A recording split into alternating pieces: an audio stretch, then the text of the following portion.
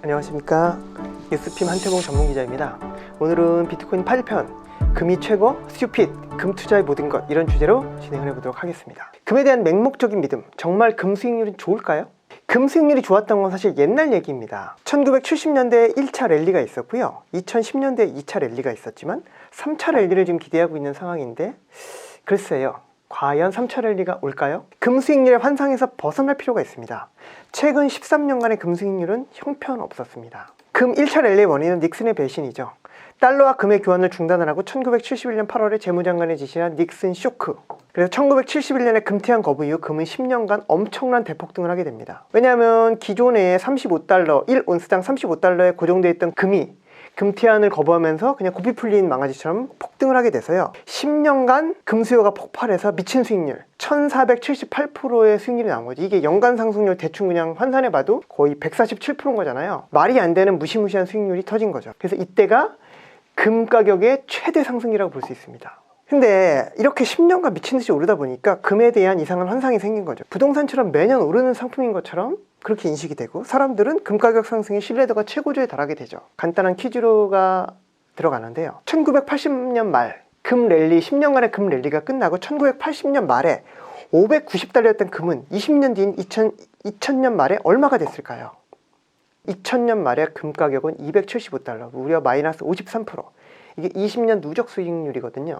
대부분 정답을 못 맞췄을 것 같은데요, 충격적인 20년 누적 수익률이죠. 만약에 이 기간에 한국에서 부동산을 사놨다면요, 진짜 몇 배가 올랐을지 모릅니다.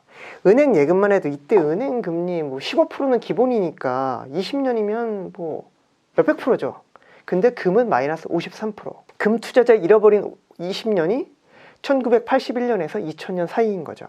10년 누적으로 해도 마이너스 35%, 1980년대도 마이너스 35%, 1990년대도 마이너스 29%, 20년 합산해도 마이너스 53%. 어떤 구간의 사건 무조건 망하는 망테크죠, 망테크. 금이 20년간 약세였던 이유는요, 최초에 금이 랠리를 했던 게 근본이제 붕괴 이후 10년간은 근본이제로 다시 복귀한다면 금 가격이 엄청나게 오르지 않을까라는 기대감 때문에 실제로 금이 오른 거죠. 근본이제를 복귀했을 때 금이 대박을 치지 않을까. 그런데 그 10년간 미국은 엄청난 달러를 발행했죠. 그래서 현실적으로 이렇게 달러를 발행하는데 근본이제로 복귀가 되겠냐, 앞으로도 계속 발행해야 될 것 같은 이런 현실론이 대두되면서, 근본이제가 만약 끝난 거라면 금과 달러가 아무 상관이 없는데 금이 왜 올라야 되지라는 그런 인식이 이제 자리 잡히게 된 거죠. 그러면서 수요가 급감하고, 그리고 워낙 좀 많이 오르는 거에 대한 조정도 있었기 때문에 또 음모론도 있죠. 인위적인 공매도로 금 가격이 약세를 보였다. 이유야 어쨌든 간에 결과적으로는 20년이라는 어마어마한 장기간에 걸쳐서 금 가격이 약세를 보였다. 이게 팩트인 거죠. 그래서 금 투자자는 스트레스 테스트를 해볼 필요가 있습니다. 만약 이런 20년 약세장이 반복이 된다면, 이런 역사가 반복이 된다면 대재앙인 거죠. 충격적으로 끔찍한 안전자산 금의 수익률. 그래서 20년 물리고도 본전을 못 찾고 반토막이 날 수 있다, 역사를 대입을 해보면. 그래서 주의할 필요가 있다는 거죠. 그런데 금이 1차 랠리를 끝나지는 않았고요, 다시 한번 2차 랠리가 일어난 적이 있습니다. 그 이유는 금 ETF 때문이었는데요, 2004년에 최초로 금 ETF가 등장을 합니다. 과거에는 일부 투자자만 금을 매수할 수가 있었는데 금 ETF가 등장한 후에 일반인 누구나 쉽게 금을 매수할 수 있게 된 거죠. 그러면서 금 가격이 랠리를 펼치게 되는데, 이때 최초로 상장된 금 ETF가 GLD ETF죠. SPDR 골드쉐어즈. 그래서 실물금에 직접 투자하는 ETF고요. 현재 시가총액은 무려 630조 원으로 성장한 어마어마하게 사이즈가 큰 ETF가 됐습니다. 그래서 이 금 ETF가 2004년에 등장을 하면서요, 뉴욕 증시에 상장이 되고 10년 누적 수익률이 무려 411%에 달하게 됩니다. 물론 1차 랠리보다는 적지만 411%면 연간 수익률이 40%니까 어마어마한 수익률이죠. 그래서 다시 한번 이 당시에, 그리고 요 금 ETF 상장되고 유사 금 ETF가 대거 등장하게 되면서 수급 개선이 돼서 폭등을 하게 되면서요, 금이 다시 한번 고수익 자산이라는 명성을 회복을 하게 되죠. 두 번의 랠리, 1차 랠리와 2차 랠리 때문에 금에 대한 환상이 있는 거죠. 금은 상당히 고수익을 주는 자산이다. 하지만 그 이후 3차 랠리는 오지 않았습니다. 금의 영광은 딱 2010년 말까지인 거죠. 최근 13년간의 금과 비트코인 수익률 비교를 해보면요, 금은 13년간 별로 안 올랐습니다. 하지만 비트코인은 엄청 올랐거든요. 그래서 이제 공식적인 수익률은 비트코인은 10년 수익률을 공식 수익률이고 금은 13년 수익률 다 낼 수가 있는데요, 금의 13년간 수익률은 고작 33%에 불과합니다. 반면 비트코인의 수익률은 3611%.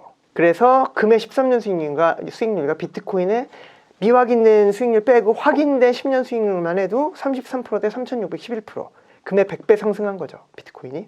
형편없는 금의 13년간의 수익률은 꼭 비트코인이랑 비교할 필요 없이 나스닥 지수랑 비교해도 나오는데요, 나스닥 지수가 390% 올랐어요. 금의 10배 이상 올랐거든요. 비트코인 100배 이상 올랐고.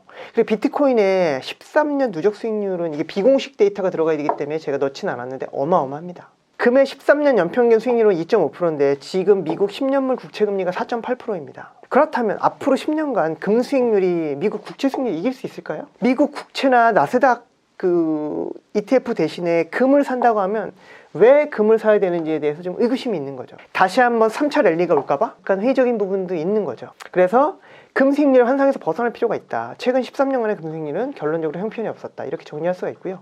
금에 대한 또 다른 오해가 있습니다. 금리가 제로금리거나 달러가 약세를 가면 금 가격이 영향을 받는다. 금 가격이 좋다? 뭐 이런 얘기가 있는데 2011년 그래서 제로금리 구간이었던 2013년과 2015년의 금 수익률은 각각 마이너스 27%와 마이너스 12%를 기록을 했습니다. 아니 제로금리인데 금 가격이 왜 떨어지냐는 거죠. 글로벌 금융위기 7년간 제로금리를 썼는데요. 금 가격은 제로금리 초반에는 급등했지만 중반 이후에는 마이너스 기록한 적이 많았기 때문에 이 상관관계가 그렇게 뚜렷하지 않다라고 결론 지을 수 있고요. 2013년에 이런 내용을 근거로 해서 금 상승에 베팅한 사람이 있죠. 헤지펀드의 대부로 유명했던 존 폴슨 회장입니다. 제로금리와 양적 완화로 금이 폭등할 거라는 확신을 가지고 금펀드 운영을 했는데 거의 뭐 2, 3년 만에 마이너스 40% 폭망하고 망신을 당했죠. 그래서 이런 단순한 데이터로 금 상승에 베팅을 했다가 위험할 수 있다. 이런 교훈을 얻게 되고요. 또 지금 2022년부터 2023년 최근 2년간 금리가 급등했죠. 그런데 불구하고 2023년에 금 가격은 3% 정도 플러스가 났기 때문에 뭐 금리가 엄청 올랐는데도 마이너스가 안 났거든요. 그래서 이 역의 상관관계도 잘 맞지 않는 것 같다. 2년간 미국 기준금리는 0%에서 5.5%까지 진짜 미친 듯이 올랐죠. 그러면서 미국 달러도 초강세로 갔기 때문에 금에는 이제 쌍끌이 악재인 거죠.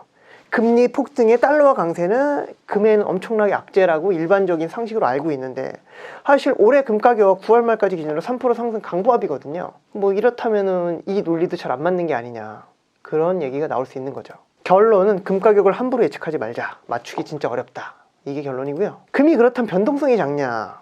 뭐 그렇지도 않습니다. 뭐 변동성이 절대적으로는 작은 게 아닌 거죠. 상대적으로는 작을지 모르지만 그래도 금 투자를 하겠다. 금은 변동성이 작기 때문에 안전자산이잖아요. 이게 정말이냐? 주가 폭락할 때 같이 폭락합니다. 코로나19로 인한 대폭락기 2023년 3월에서 4월 이 2개월간 나스닥은 2달 만에 마이너스 30%가 확 내려가죠. 근데 재밌는 게 금이요. 이 기간에 마이너스 12.5%가 떨어졌습니다. 나스닥 대비해서 덜 빠졌으니까 만족스러움이 말이 안 되는 거죠. 아니 그냥 뭐 CMA 같은 거 넣어놨으면 2, 3% 금리 받는데 왜 금 가지고 있다가 하락기에 마이너스 12.5%를 같이 얻어맞냐는 거죠. 덜 빠졌으니까 만족스러운 그런 수준은 아니라는 거죠. 이 정도면 안전자산이라는 표현을 하기엔 좀 약한 거죠. 그리고 주가 대폭 느낀기에 또 홀로 폭락하기도 합니다. 나스닥이 대세 상승 구간이었던 2011년 8월에서 2015년 말까지 4년 3개월 동안 나스닥 100% 올 동안 금은 30% 빠졌어요. 아니 안전자산이라면서 이게 뭐 횡보도 아니고 마이너스 30%가 말이 안 되는 거죠. 그래서 금은 멍텅구리 자산일 수 있다. 그렇다면 최근 3년, 가장 최근이죠. 2020년 말에서 2023년 9월 말까지 거의 최근 3년간 동안 금 수익률은 마이너스 1%입니다. 그러면은 뭐 많은 분들이 금 플러스다. 나 지금 뭐 금 사고 팔 플러스. 그거는 금이 오른 게 아니라요. 금 달러 기준으로 마이너스 1%고 환차익이 발생했죠. 그 기간에 달러 강세라서. 그래서 환차익에 덕을 본 거지 금 가격은 마이너스다. 이렇게 이해를 하시면 됩니다. 그래서 금은 그렇게 매력적인 투자 자산이 아닌데 여전히 금이 좋다고 하는 분들이 워낙 많아서 약간 회의적인 그런 생각을 가져보게 됩니다. 그럼 금의 대체제인 비트코인이 등장한 것도 금에는 악재인 거죠. 전 세계 주식, 금, 비트코인 시가총액 비교를 해보면요. 금 시가총액은 글로벌 주식 시가총액의 9분의 1, 애플 주식의 4.5배, 비트코인의 19배인데요. 다시 한번 정리를 해보면 원화로 봤을 때 이제 5년 평균 환율 1200원을 곱해보면요. 금 시가총액은 1경 5100조 원, 애플 개별 주식 시가총액은 3300조 원, 비트코인 시가총액은 700조 원입니다. 근데 비트코인 시가총액이 엄청 지금 많이 올라온 거거든요, 사실은. 그래서 비트코인이 이미 시장에서 인정을 받고 있다, 이렇게 판단할 수 있고요. 애플, 마이크로소프트, 아마존, 알파벳, 페이스북, 테슬라, 엔비디아랑 비트코인 시가총액 비교해도요, 하위 애들이랑 비교하면 별 차이 없습니다. 비트코인이랑 뭐 테슬라, 엔비디아랑 시가총액 그렇게 차이 많이 안 나는 상황이거든요. 그래서 비트코인이 이미 시장에서 인정을 어느 정도 받고 있는 상황이다.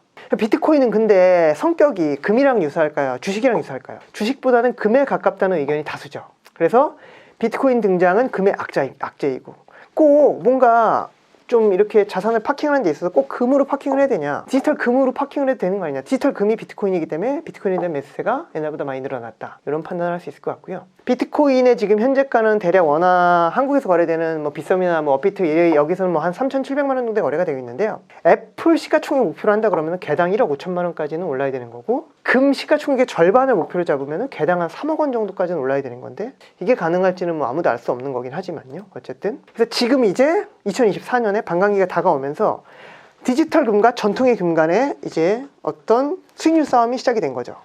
여기서 과연 누가 승리할까? 이게 이제 상당한 관전 포인트가 되는 그런 상황입니다. 그래서 다음 시간에는 비트코인 9편에서 계속해서 이어나가도록 하겠습니다. 투자에 대한 최종 판단과 그 결과에 대한 책임은 투자자 본인에게 있습니다. 감사합니다.